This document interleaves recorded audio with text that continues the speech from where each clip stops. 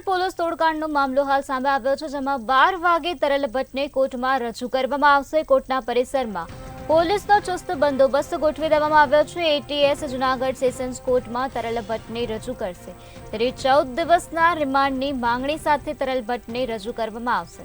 તો આજે તરલ ભટ્ટને કોર્ટમાં રજૂ કરવામાં આવવાનો છે। 12 વાગે તરલ ભટ્ટને કોર્ટમાં રજૂ કરાશે, ત્યારે એટીએસ દ્વારા જૂનાગઢ સેશન્સ કોર્ટમાં તરલ ભટ્ટને રજૂ કરવામાં આવશે। તો 14 દિવસના રિમાન્ડની માંગણી કરવામાં આવે છે। 14 દિવસના રિમાન્ડની માંગણી સાથે તરલ ભટ્ટને કોર્ટમાં રજૂ કરવામાં આવશે, ત્યારે કોર્ટના પરિસરમાં પોલીસનો ચુસ્ત બંદોબસ્ત ગોઠવી દેવામાં આવ્યો છે। જૂનાગઢના પોલીસ તોડકાંડ મામલે એટીએસ દ્વારા કાર્યવાહી કરવામાં આવી હતી, ત્યારે ગતરોજ કાર્યવાહી પણ હાથ ધરવામાં આવતા તરલ ભટ્ટને ઝડપી પાડવામાં આવ્યો છે। ત્યારે હવે આ તરલ ભટ્ટને આજે કોર્ટમાં રજૂ કરવામાં આવવાનો છે, ત્યારે 12 વાગે તરલ ભટ્ટને કોર્ટમાં રજૂ કરાશે।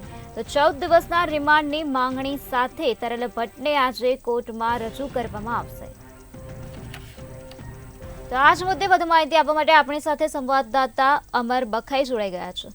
જે અમર, જૂનાગઢમાં પોલીસ તોડકાંડ મામલામાં આજે 12 વાગે તરલ ભટ્ટને કોર્ટમાં રજૂ કરવામાં આવશે, શું છે વધુ વિગત? જી બિલકુલ, કે જે પોલીસ તોડકાંડનો મામલો છે ને તેમાં મુખ્ય જે આરોપી તરીકે છે પીઆઈ તરલ ભટ્ટ, તેને જૂનાગઢની જે સેશન કોર્ટ છે તેમાં હવે ટૂંક જ સમયમાં એટલે કે 12 વાગે રજૂ કરવામાં આવશે, અને જેને લઈને પોલીસનો ચુસ્ત બંદોબસ્ત છે તે ગોઠવી દેવામાં આવ્યો છે। કોર્ટ પરિસરમાં પોલીસનો બંદોબસ્ત ગોઠવી દેવામાં આવ્યો છે, અને 14 દિવસના જે રિમાન્ડ છે તેની માંગણી છે તે એટીએસ દ્વારા છે તે કરવામાં આવશે। ખાસ કરીને જે તરલ ભટ્ટ છે અને તેમની સાથે અન્ય 2 આરોપી પણ છે, જેમાં જે ફરાર છે તે અરવિંદ ગોહિલ જે પીઆઈ છે એસઓજીના, અને દીપક જાની એએસઆઈ છે એસઓજીના, આ બંને હાલ ફરાર છે। પરંતુ જે એટીએસ ના હાથે તરલ ભટ્ટ ગઈકાલે અમદાવાદના રિંગ રોડ ઉપરથી હાથમાં આવી ગયા છે, અને હાલ તેને જૂનાગઢ જે સેશન્સ કોર્ટની અંદર રજૂ કરવામાં આવશે। 14 દિવસના જે રિમાન્ડ માંગવામાં આવશે, અને જેમાં વિવિધ મુદ્દે છે તે કોર્ટની અંદર વિવિધ મુદ્દા છે તે મૂકવામાં આવશે, જેમાં તરલ ભટ્ટે બેંક ખાતાઓની વિગત છે તે કઈ જગ્યાએથી મેળવી હતી, કોના થકી જે વિગતો છે તે મેળવી છે, તરલ ભટ્ટને બેંક ખાતાઓની માહિતી આપનાર કોણ તે સહિત તમામ બાબતો ઉપર ચર્ચા કરવામાં આવશે। તરલ ભટ્ટને જામીન જે તરલ ભટ્ટના રિમાન્ડ માંગવામાં આવ્યા છે, અને રિમાન્ડ બાદ અનેક ખુલાસાઓ પણ થઈ શકે છે। પૂછપરછ દરમિયાન આઈપીએસ કોઈ અધિકારીઓ, ઉચ્ચ કક્ષાના અધિકારીઓની કોઈની સંડોવણી છે કે નહીં, તે સમગ્ર મામલે છે તે એટીએસ દ્વારા પૂછપરછ કરવામાં આવશે, અને હાલ હવે ગણતરીની મિનિટોમાં જ તરલ ભટ્ટને જૂનાગઢની સેશન કોર્ટ ખાતે છે તે રજૂ કરવામાં આવશે। જી અમર, આજે 12 વાગે તરલ ભટ્ટે કોર્ટમાં રજૂ કરવામાં આવશે, ત્યારે હાલ કોર્ટ પરિસરની બહાર કેવો માહોલ જોવા મળી રહ્યો છે?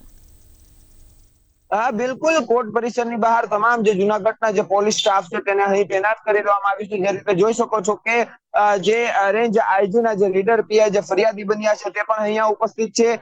બીજી તરફ જો A division, B division, PI, PSI તમામ અધિકારીઓ અને કર્મચારીઓનો બંદોબસ્ત છે તે કોર્ટ પરિસરમાં ગોઠવી દેવામાં આવ્યો છે, અને હાલ જે રીતે ચુસ્ત પોલીસ બંદોબસ્ત છે તે કોર્ટ પરિસરમાં જે ખડકી દેવામાં આવ્યું છે, જ્યારે તરલ ભટ્ટને છે તે કોર્ટમાં રજૂ હવે ગણતરીની મિનિટોમાં એટલે કે 12 વાગ્યે છે તે રજૂ કરવામાં આવશે। જી અમર, તો આ તોડકાંડના મામલામાં તરલ ભટ્ટ સિવાય કુલ બીજા કેટલા અધિકારીઓ સંડોવાયેલા છે? બિલકુલ, તરલ ભટ્ટ સાથે અન્ય 2 એટલે કે 3 આરોપીઓ, 3 જે અધિકારીઓ છે તેમની સામે ફરિયાદ નોંધાઈ હતી 26 જાન્યુઆરીએ, જેમાં તરલ ભટ્ટ જે સીપીઆઈ માણાવદર અને જે એસઓજીના પીઆઈ છે અરવિંદ ગોહિલ અને એસઓજીના એએસઆઈ દીપક જાની સામે ફરિયાદ નોંધાઈ હતી। હાલ તો અરવિંદ ગોહિલ અને દીપક જાની છે તે જે એટીએસ ની પકડથી દૂર છે, પરંતુ ગઈકાલે તરલ ભટ્ટ છે તે અમદાવાદની અંદર એન્ટ્રી કરી, અને તે સમયે જ એટીએસ ના હાથમાં આવી ગયા હતા।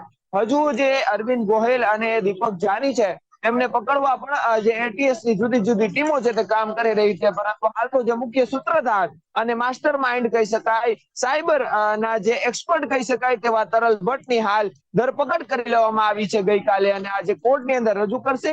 14 દિવસની રિમાન્ડની માંગણી કરવામાં આવી છે। કોર્ટ કેટલા દિવસના રિમાન્ડ આપે છે તે જોવું રહ્યું, ને બાદમાં વધુ પૂછપરછ શરૂ થશે। જી અમર, સમગ્ર માહિતી આપવા બદલ આભાર। જૂનાગઢમાં પોલીસ તોડકાંડ મામલો હાલ પ્રકાશમાં આવ્યો છે, જેમાં આજે તરલ ભટ્ટને કોર્ટમાં રજૂ કરવામાં આવશે। આજે 12 વાગે તરલ ભટ્ટને કોર્ટમાં રજૂ કરવામાં આવશે, ત્યારે કોર્ટ પરિસરની બહાર ચુસ્ત પોલીસ બંદોબસ્ત ગોઠવી દેવામાં આવ્યો છે। એટીએસ આજે જૂનાગઢ સેશન્સ કોર્ટમાં તરલ ભટ્ટને રજૂ કરશે, તો 14 દિવસના રિમાન્ડની માંગણી સાથે તરલ ભટ્ટને આજે કોર્ટમાં રજૂ કરવામાં આવશે।